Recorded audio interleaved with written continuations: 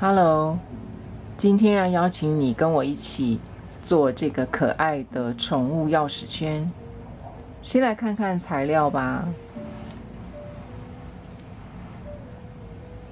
一盘可爱的串珠，一样可以用你手边现有的，你觉得好看的串珠都可以。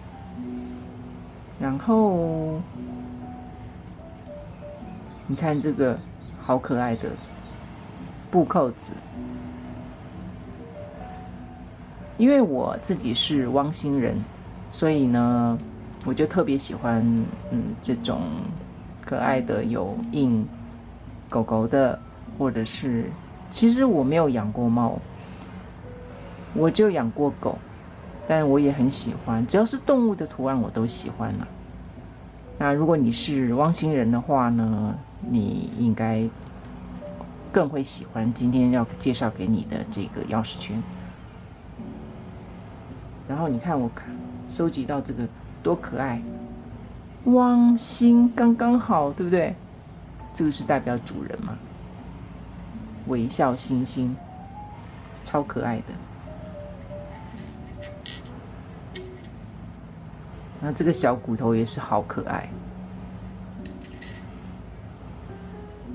我打算用这个花珠珠来做主人的小手，表示呢心情乐开了花。那这个是主人的脚脚，这边还有几颗呢大珠珠呢，其实是从不用的法式上面拆解下来的，所以其实你手边如果有不用的首饰啊，上面有串珠啊或是小物件啊，都不要把它丢掉，都可以再次利用。因为像这些珠珠都蛮新的，几乎都是90%新，所以呢我就把它拆下来。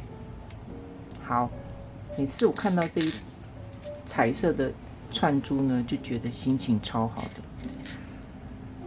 好，那话不多说，我们就来开始做吧。